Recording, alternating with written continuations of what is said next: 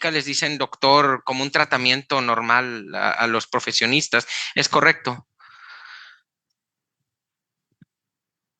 Sí, sí es así. ¿Se escucha?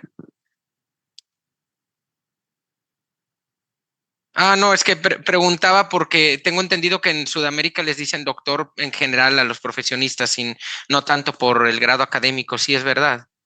Ah, bueno, sí, ya, ok, correcto. Sí, bueno, nomás aclarar eso, pero bueno, sí, no tengo todavía el gusto de tener ese grado académico de un doctorado. Bueno, pues les quería comentar, si me permiten adelantarme para que ustedes puedan, ya que estaban hablando de mis libros, pueden ustedes hacer el escaneo de este código QR y ahí les va a llevar a mis libros para que ustedes los descarguen. Tengo ya alrededor de 15 libros escritos.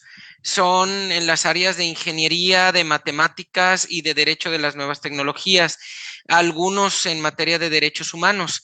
Em, el tema es que van a ir apareciendo esos libros en mi plataforma.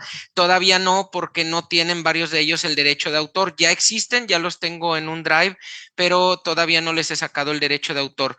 Sin embargo, los que ya cuentan con derecho de autor, tengo principalmente uno que se llama Principios de Derecho Informático Digital y de las FinTech. Son 500 páginas y en ese libro viene todo lo que es el derecho informático de principio a fin, y pues pueden descargarlo directamente escaneando este código QR.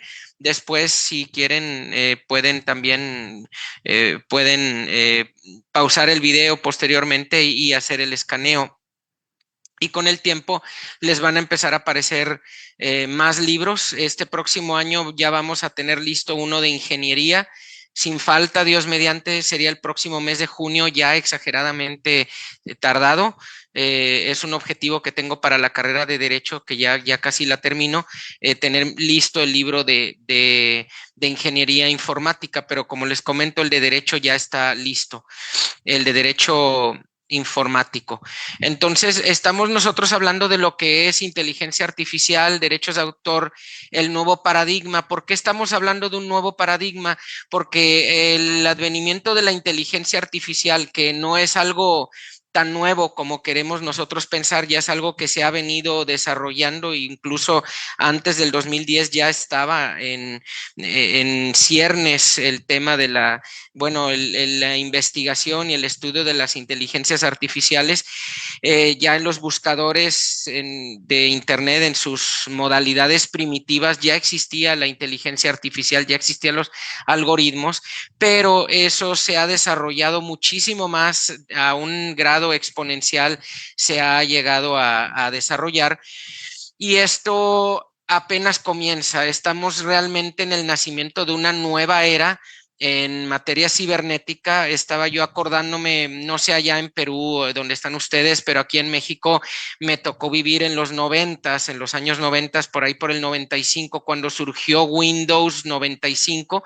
Fue una novedad. Ya existía anteriormente el Apple con ventanas y con un entorno gráfico para funcionar en la computadora, pero el Windows de alguna manera tuvo la ventaja de vulgarizado, de hacer, de difundir eso entre la gente para que pues pudiera estar al alcance de más personas la computación.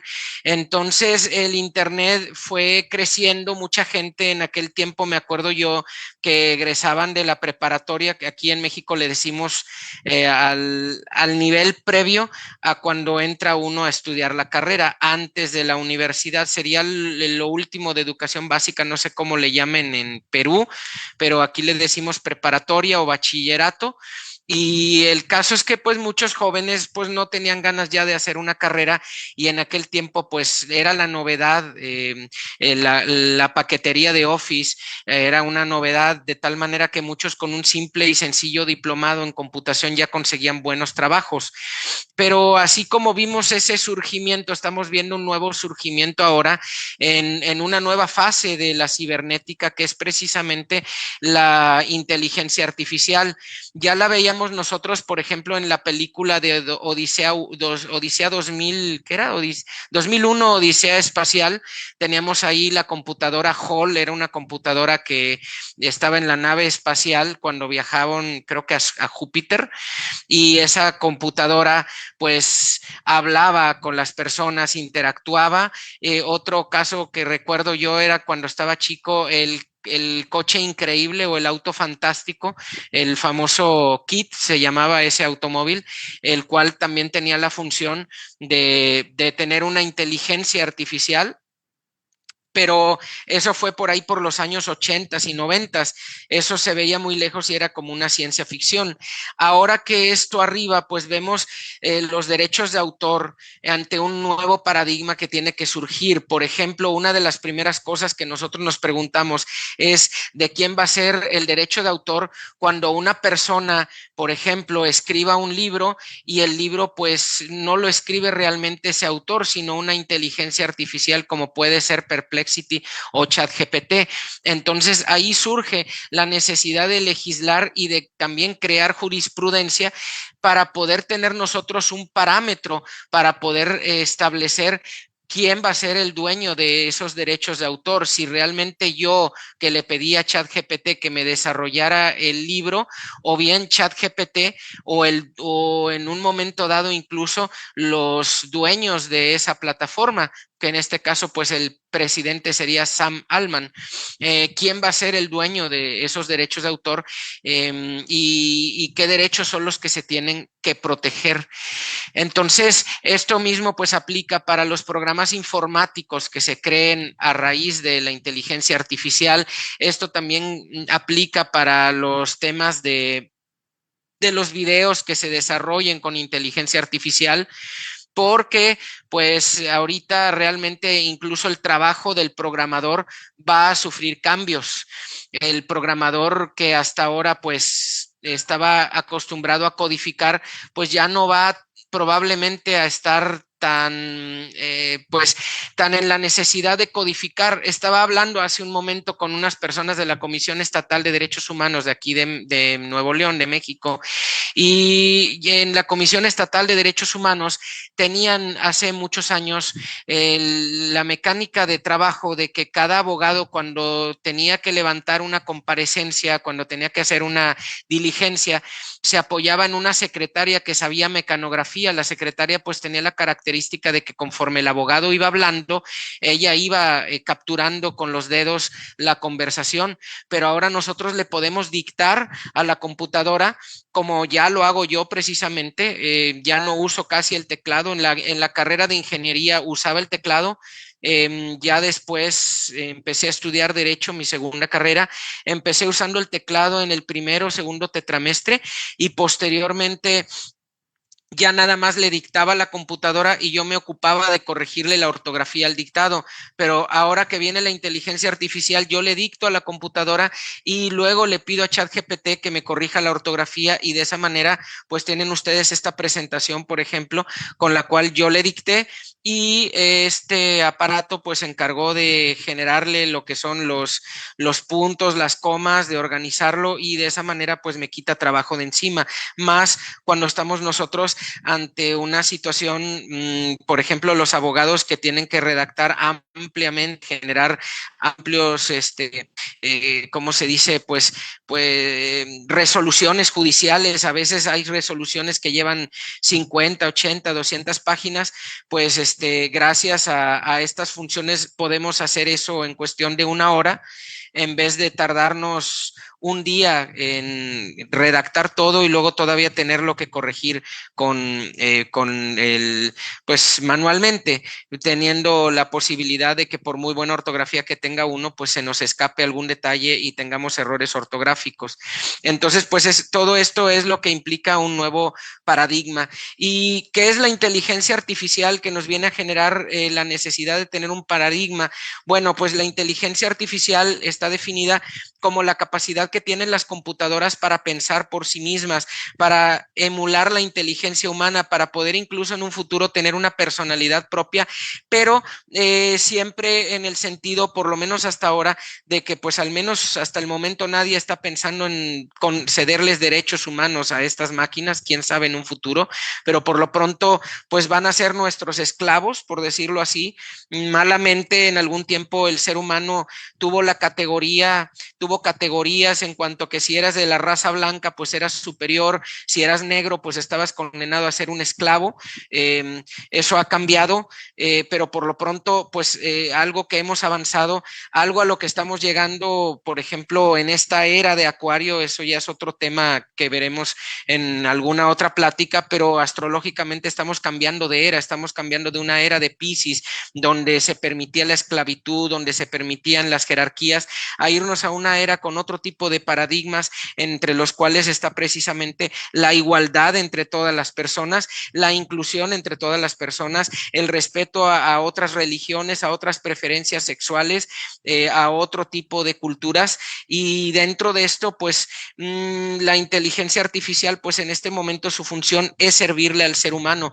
No se piensa, por lo menos hasta ahora, que la inteligencia artificial en algún momento se le puedan conceder derechos. Por lo pronto estamos desarrollándola para que sean de alguna manera nuestro esclavo, para que la inteligencia artificial nos ayude a nosotros a alcanzar otro nivel de humanidad que no habíamos visto hasta ahora. Hasta ahora, bueno, pues yo me encuentro en un punto intermedio entre una generación donde me tocó aprender ortografía, donde me tocó aprender inglés, ahora estoy aprendiendo portugués, pero a la vez que estoy aprendiendo ahora portugués me doy cuenta que ya no me es tan necesario saber buena ortografía en portugués como si la tengo en español, porque para eso está la inteligencia artificial. Si bien es cierto que lo leo y lo entiendo a la perfección, batallo un poco para poderme expresar correctamente y tener una buena dicción en portugués, y precisamente la inteligencia artificial es ahí donde entra y me ayuda. La inteligencia artificial me complementa como ingeniero o como programador incluso, porque si bien en un momento dado yo puedo tener una formación, en vez de que yo me pase horas buscando respuestas a algunas necesidades que yo pueda tener para algún problema que se presente o alguna cuestión que tenga que desarrollar, la inteligencia artificial en segundos me puede dar la respuesta, y de igual manera me permite como abogado próximo, porque de abogado todavía estoy por terminar la carrera, es mi segunda carrera, pero también como abogado poder inclusive hacer uso de algoritmos. Acabo precisamente de presentar una denuncia contra un banco por discriminación, y yo le pedí al algoritmo, le pedí más bien a Perplexity que leyera toda mi redacción, todo el problema que estoy presentando con el banco, y que me propusiera cuáles eran las pretensiones que yo le podía exigir como reparación del daño al banco, y Perplexity me desarrolló correctamente y me fundamentó jurídicamente también cuáles son los puntos de una reparación del daño que le puedo exigir a ese banco. Y esto en un futuro no quiero decir que sea algo que sustituya el trabajo de los jueces, pero sí es algo que por lo menos de entrada lo va a complementar, ya que al menos la inteligencia artificial promete no tener prejuicios o sesgos ideológicos que en un momento dado un juez sí puede tener prejuicios hacia una persona por su homosexualidad, o puede tener prejuicios de raza, favorecer más a la persona de raza blanca o desfavorecer a la persona de raza indígena. En Estados Unidos, por ejemplo, pues en las cortes es sabido que discriminan a los mexicanos, y de alguna manera la inteligencia artificial, si en algún momento dado puede llegar a dictar sentencias, puede llegar a ayudarnos a que ese tipo de sesgos ideológicos ya no se presenten. Entonces, la inteligencia artificial pues tiene todo esto, sus aplicaciones actuales, como viene aquí, viene la definición básica, su evolución, las aplicaciones actuales, pues yo creo que ya es algo que expliqué. La evolución de la inteligencia artificial, pues bueno, pasó desde ser algo de ciencia ficción en películas como la de Odisea Espacial a convertirse ahora en una situación que ya la tenemos en realidad ante nuestros ojos. El auto increíble era un auto autónomo, autónomo era un auto que en los 80 sonaba fantasía, pero ahora ya empezamos a ver próximamente autos autónomos, incluso de la marca Tesla o de marcas chinas como BYD, que ya tienen esa tecnología y está en ciernes. Entonces, pues la inteligencia artificial está generando impactos importantes y ahora pues nos vamos a concentrar en los derechos de autor. Los derechos de autor pues tienen dos funciones. Primeramente, proteger los derechos económicos que el autor tiene sobre su obra para que nadie lucre con su obra, pero estos derechos protegen los derechos económicos durante la vida del autor y varía en diversos países según cada legislación, pero podemos decir aproximadamente unos 50 a 100 años con posterioridad a la muerte de ese autor, para que incluso los hijos de ese autor o los descendientes o los herederos puedan alcanzar también a tener ganancias a raíz de la obra de este autor. Pero pasado ese tiempo, los derechos económicos ya pasan a ser de dominio público. El que publique una obra la puede publicar y puede cobrar por publicar esa obra, con obras clásicas como las de Julio Verne, como La doctrina secreta de Madame Blavatsky, como las obras de Voltaire. Esas obras precisamente ya son de dominio público y encontramos que son diversas editoriales las que publican esa obra y cualquiera puede incluso llegar a apropiarse de esa obra para publicarla, pero siempre es dándole derecho y dándole crédito al autor, porque el autor de por vida, y no solo de por vida, sino por sécula seculorum, tendrá derecho a seguir siendo el autor. Por eso 5 siglos después de Cervantes, él sigue siendo y será y seguirá siendo por siempre el autor de Don Quijote de la Mancha. Nadie puede llegar a decir yo soy el autor de Don Quijote, pero sí podemos publicarlo en una editorial nuestra o lo podemos citar ampliamente porque ya es de dominio de la humanidad. Entonces, los derechos de autor pues tienen esa situación. Podemos nosotros incluir, como podemos ver aquí en mi presentación, las obras protegidas. Es el copyright, que abarca obras como los libros, las películas, la música, pinturas, esculturas, fotografías y software.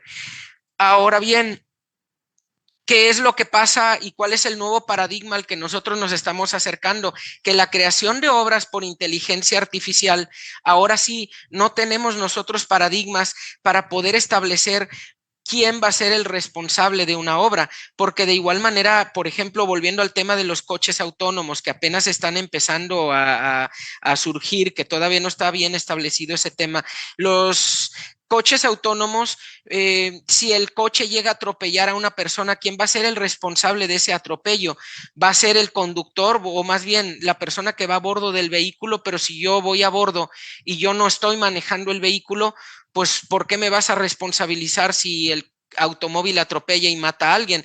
Probablemente la responsabilidad penal pues no la vaya yo a tener, pero la responsabilidad civil de quién va a ser mía, pero yo tampoco voy a aceptar que a mí me responsabilicen si yo compré un vehículo en una agencia de autos y a mí me dijeron que ese vehículo tenía una inteligencia artificial muy buena, la cual pues sabía detenerse en los semáforos, sabía identificar a un peatón, sabía tomar decisiones y pues yo todo lo que tenía que hacer es cruzarme de brazos y que el automóvil viajara solo. Entonces, pues esa es mi posición que yo voy a poner y creo que tengo la razón porque pues yo realmente no soy responsable de la fabricación del vehículo.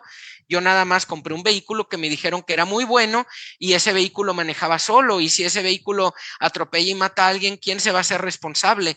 Desgraciadamente no tenemos todavía jurisprudencia ni tampoco legislación y es un vacío legal que tenemos, y no sé en Perú, pero aquí en México se dice que las fuentes del derecho y los problemas que se presenten en los tribunales se tienen que resolver siempre de acuerdo a la ley y la jurisprudencia, pero si no hay ley y jurisprudencia concreta sobre algo, se tiene que resolver en base a los principios generales del derecho, bueno, en base a la doctrina, a los principios generales del derecho y finalmente pues a la costumbre. El problema es que no tenemos ni siquiera una costumbre que nos marque una pauta de qué es lo que vamos a hacer de aquí en adelante en un caso así. Y lo propio que pasa, por ejemplo, con la responsabilidad civil en los vehículos autónomos, pasa en la creación de obras por inteligencia artificial. Si la obra va a ser de dominio mío o bien va a ser de ChatGPT que me generó ese libro.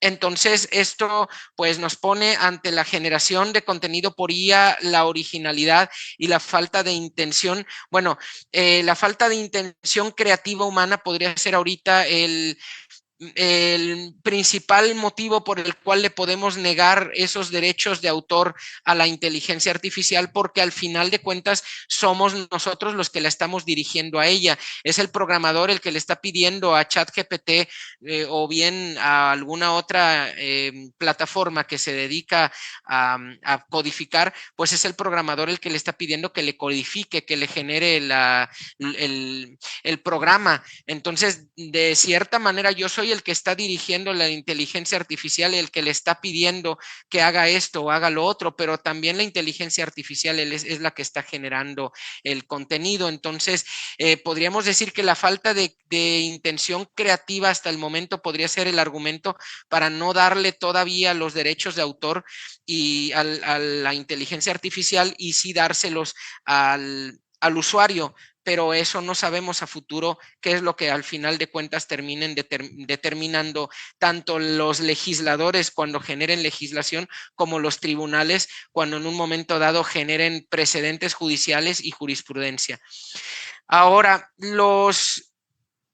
la titularidad, como venía diciendo, de los derechos de autor en obras generadas por IA, por inteligencia artificial, pues aquí está en el punto número 1, dicen que algunos argumentan que el programador de IA debería ser considerado el autor, ya que él crea el algoritmo con los prompts.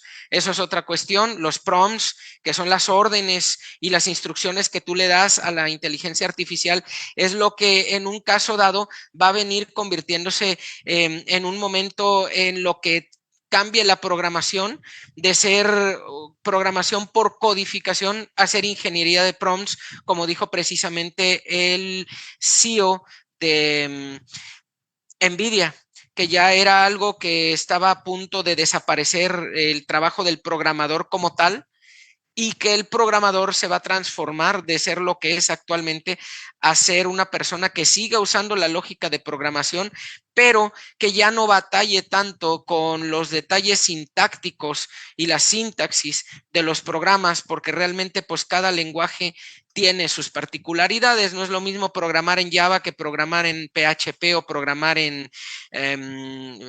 pues en Python, que es, según esto es el más sencillo y el más amigable, pero ahora con la IA, pues la IA es la que se está empezando a encargar de esto.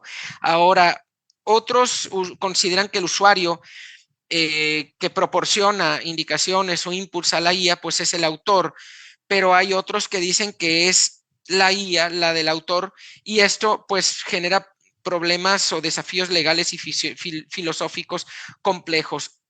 Ahora, pues están, como viene aquí, se están desarrollando casos legales que buscan establecer la titularidad de los derechos de autor en obras generadas por IA, y las legislaciones existentes pues no están preparadas para abordar esta situación. Ahora tenemos la modificación de obras preexistentes por inteligencia artificial. Entonces, las obras preexistentes, si se modifican, pues también entramos en una situación de quién sería los derechos de autor y quién sería el responsable de ese contenido o el benefactor de los derechos que genere ese contenido. Entonces, tenemos ahora 3 temas por delante, las implicaciones éticas y legales. En este caso, lo primero que hay que tener siempre en cuenta es que la inteligencia artificial pues debe de evitar, y creo que se está trabajando en eso, que en ningún momento copie obras protegidas. Debe, de alguna manera, se le dio las obras protegidas a la inteligencia artificial, se le dio muchísima información, pero no para que la copie, sino para que en base a esa información, a ese mar de información que le cabe a la inteligencia artificial y que en cuestión de segundos puede procesar esa información, te pueda arrojar buenas respuestas, más sin embargo, no que sea una copia al carbón de todo lo que encuentre, o sea que no te debe de estar citando obras de otros como propias. De la misma forma, la inteligencia artificial pues debe de respetar la protección de derechos que tengan en un momento dado la información que la inteligencia artificial cuente o que pueda incluso buscar en Internet. Y también tenemos los riesgos de apropiación situación donde la inteligencia artificial, pues hemos visto que de pronto todavía no está lo suficientemente bien desarrollada y hay momentos en los que avienta respuestas que no son realmente de ella, sino que son citas de autores y no te dice que está citando autores y uno pues se puede estar apropiando de esa información sin llegar a darse cuenta de ello. Entonces, en esto pues también nos debe de estar gobernando la ética y nuestra propia conciencia para evitar nosotros caer en un mal uso. Es lo primero que tenemos nosotros que tener en cuenta, la ética. Antes de hablar de la legalidad, pues al menos tener un poco de moralidad y de ética al momento de hacer uso de la inteligencia artificial y por lo menos pues ser fiel a nuestros principios, en nuestra conciencia, en lo que se establecen ya principios legales que gobiernen a la inteligencia artificial. Ahora bien, tenemos las plataformas tecnológicas, las cuales pues tienen la responsabilidad de poder asegurar que sus inteligencias artificiales obedezcan las funciones para las cuales fueron creadas, que no se salgan de lo que tienen que cumplir y que siempre estas inteligencias artificiales pues trabajen de una manera ética y legal. También deben de tener medidas de protección para proteger los derechos de autor y también pues para proteger la privacidad de los usuarios, ya que pues a lo mejor nosotros al interactuar con la inteligencia artificial, esta pues se va a enterar de información privada de nosotros y debe de tener la suficiente capacidad para estar a salvo esa información y no que se le pueda llegar a salir alguna información en su interactuar con algún otro usuario. Y también pues estamos en la situación donde tenemos que implementar políticas públicas para los usuarios de la inteligencia artificial. Por ejemplo, bueno, esto no es un tema de derechos de autor propiamente, pero también la inteligencia artificial debe de ser muy fina para detectar que no se esté utilizando a la inteligencia artificial para generar contenido impropio. Por ejemplo, que yo no le pueda poner la foto de una mujer y una compañera de clases a la que yo tengo una foto de ella y decirle, genérame el cuerpo de la muchacha desnuda. Tal vez no es el desnudo de esa mujer, pero yo genero otro tan real que la gente pueda pensar que es ella. De la misma forma, tampoco hacer uso de la inteligencia artificial para generar discursos de odio, para en un momento dado apropiarnos de imágenes que no deben de ser en un momento dado difundidas, ser un filtro para no, pues, no permitir que se desarrolle a través de la inteligencia artificial discursos antisemitas o discursos a lo mejor, pues puede ser contenido, pues contenido un poco fuerte, contenido un poco oscuro, contenido impropio, como hablar con palabras muy altisonantes, palabras vulgares. Todo eso debe la inteligencia artificial, como lo hacen algunas plataformas, pues evitarlo. Los desafíos legales que tenemos, pues son las inconsistencias en las legislaciones, porque las legislaciones actualmente no tienen casi contenido para lo que es el derecho de autor en un contexto del surgimiento de la inteligencia artificial. Si bien es cierto que son robustas las legislaciones para los derechos de autor, a como históricamente se han estado protegiendo, nunca esos principios van a estar a la altura de las necesidades que ahora tenemos, que son precisamente muy elevados en comparación de lo que eran años atrás. Necesitamos propuestas de ley que se desarrollen y ya se están desarrollando, pero no con la suficiente rapidez, porque el problema también de los abogados, pues es que los abogados, muchos en su gran mayoría, no tienen interés en lo digital. Se les explica de los beneficios que tenemos con la inteligencia artificial, se les explica de cómo pueden ser más productivos, se les explica incluso que pueden usar funciones de la inteligencia artificial para redactar o para dictarle directo a la computadora en segundos en vez de pasarse horas tecleando, y los abogados aún así no entienden eso y siguen usando el teclado con mucha terquedad a no querer salir de lo que actualmente tienen y que está quedando obsoleto. Entonces, no están corriendo con la suficiente velocidad para generar propuestas de ley. Y finalmente, pues sí tenemos la necesidad de un marco legal universal. El derecho que hasta ahora había sido un derecho que abarcaba nada más un país solamente, y el otro país tenía otro régimen jurídico y el otro país tenía otro régimen jurídico, pues ahora en Internet nos estamos dando cuenta que ya no nos podemos quedar solamente ceñidos a un régimen jurídico de un país solamente, porque si bien un robo o un homicidio se tiene que juzgar de acuerdo a las leyes del país donde se cometió, en el caso de las acciones generadas en Internet, estas pues no solamente abarcan un país, están en el ciberespacio y pueden abarcar muchos países al mismo tiempo, diferentes legislaciones, y por ese motivo un abogado digital pues debe de ser una persona que busque tener un marco legal universal, un marco legal de entendimiento de derecho internacional aplicado a las tecnologías, aplicado en este caso, a los derechos de autor, y eso es importante, tener una cultura universal para lo que es el derecho de autor, porque ya no nos van a servir solamente las legislaciones de un país o de otro país. Ahora, las soluciones futuras propuestas, pues como lo vengo diciendo, es tener una nueva categoría legal para las obras generadas por inteligencia artificial. Por ejemplo, nuestras constituciones yo creo que de todos o de la mayoría de los países latinoamericanos, digo, también europeos o de los países occidentales, pues han aceptado incorporarse a tratados internacionales.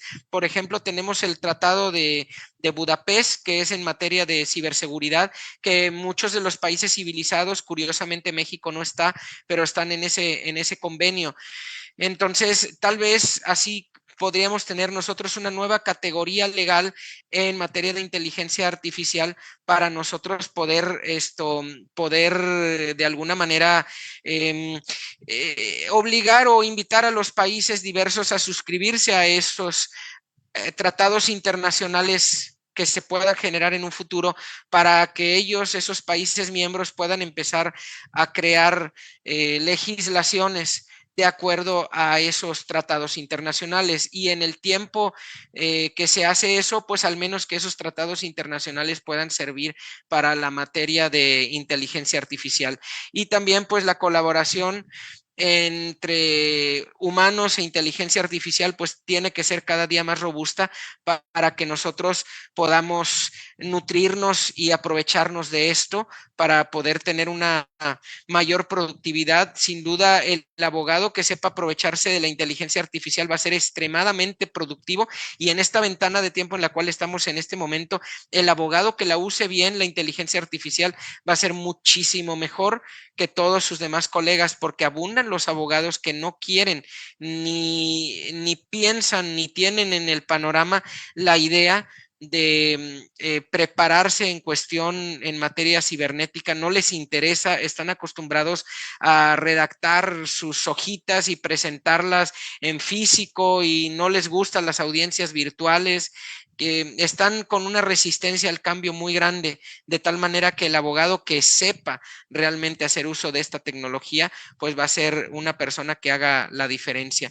Y ya finalmente, pues les comento que aquí está la página para que puedan descargar mis libros y que la puedan estar visitando con regularidad, porque ya pronto voy a tener esos libros, varios que todavía no están disponibles. En cuanto tenga el derecho de autor, ya van a estar disponibles durante este próximo semestre. Van a haber varios disponibles para que los empiecen a descargar, y por lo pronto el de Derecho Informático y Digital, ese libro pues ya está disponible. Si me permiten, se los puedo mostrar.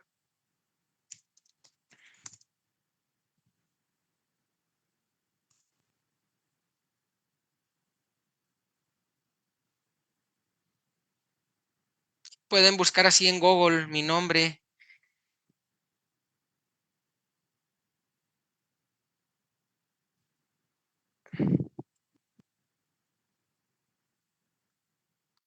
Aquí tenemos esta página. En la segunda página dice Mario Antonio López Herrera. Lo abren y aquí están mis libros. Por el momento solamente están disponibles estos tres. Ustedes le van a hacer clic encima de ellos y se los van a abrir. Este es el que les estoy recomendando, Principios de Derecho Informático Digital y de las FinTech.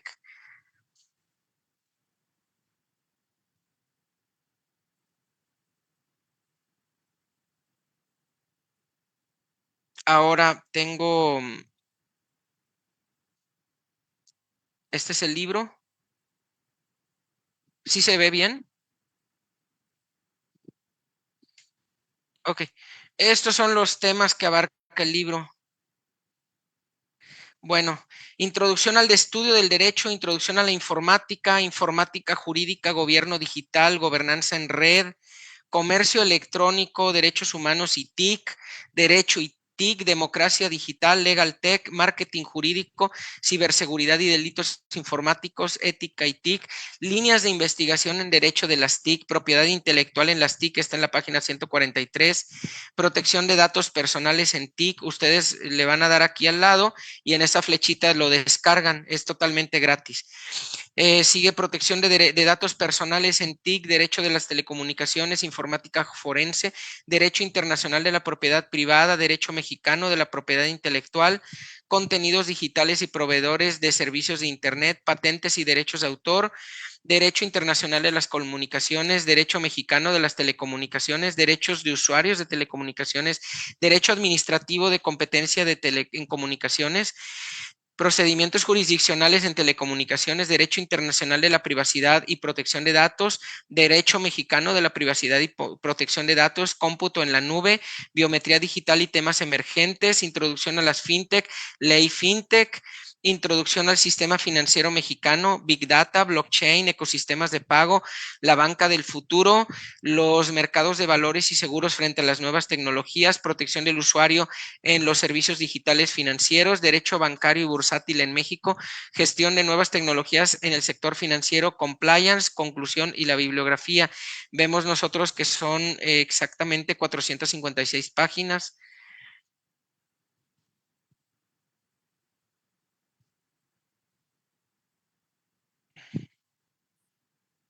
Bueno, tarda un poco en cargar, pero ahorita me acerco otra vez. Después de este tercer libro vienen estos que les voy a enseñar. Estos todavía no están disponibles, pero este libro ya existe, por ejemplo, pero tiene en este momento lo que son, estoy trabajando en el derecho de autor, más bien no he metido el trámite todavía. Este lo voy a meter en enero. Este va a estar disponible, Tratado de Física para Ingeniería con Introducción a Química, es un amplio tratado de física para ingenieros. Viene este que es Enfoque Derecho Humanístico en la práctica jurídica mexicana. Este es totalmente de derechos humanos, no tiene nada que ver en derecho digital. Tenemos Fundamentos de Ingeniería Telemática y Principios Jurídicos de las Telecomunicaciones. Aquí viene hablando de todo lo que ve un ingeniero en telecomunicaciones y a la vez todo lo que ve un jurista en materia de telecomunicaciones. Ese va a estar disponible yo creo que hasta el 2026 o finales del 2025, pero ya existe el libro, ya lo tengo terminado. Tenemos derecho de software y regulación jurídica de los programas. Tenemos también esta introducción al derecho legislativo, este tampoco tiene que ver en derecho digital. Y la introducción al estudio del derecho no es propiamente derecho digital, este es discriminación en México y sus dimensiones jurídicas, pero aquí, bueno, este está interesante porque viene indicadores jurimétricos para la medición estadística del desempeño y práctica de los despachos legales. Este es un jurimetría, si ustedes llegan a ver aquí más a fondo, aquí tenemos dos, se parece un poco a la Mastercard, este símbolo, son dos círculos porque de este lado es lo que abarca el derecho y de este lado es lo que abarca la estadística. En medio de los dos campos del derecho y de la estadística donde convergen está la jurimetría y aquí vienen las métricas que se deben de tener para un despacho legal y además para la práctica jurídica, para poder medir el desempeño de los abogados. Ese libro también existe, Conversaciones sobre derecho, ciberderecho y justicia digital, ciberdelitos y los nuevos retos del derecho, diálogos sobre derecho civil en la era digital y compendio de ingeniería informática. Hasta aquí ya tengo esos libros, esos van a estar saliendo, estos ya están concluidos, ya existen, nada más es cuestión de hacer el trámite. El de ingeniería informática, le estoy haciendo los derechos de autor autor el próximo año y son 3,500 páginas aproximadamente. Y este ya lo estoy trabajando, este me voy a tardar un poquito más, compendio de matemáticas para ingenieros y el de un ingeniero convertido en abogado. Entonces, pues como pueden ver, tengo varios sobre derecho de las nuevas tecnologías, pero ya pueden desde este momento ver este de principios de derecho. Miren, aquí ya está, ya se cargó las páginas. Entonces, pues este es el libro, son casi 500 páginas y como les venía señalando, pues está disponible. Por aquí les dije cuál era la liga de descarga. Esta es la liga para que puedan acceder bueno, este es el código QR para que puedan descargarlo en internet. Y pues eso sería todo de mi parte.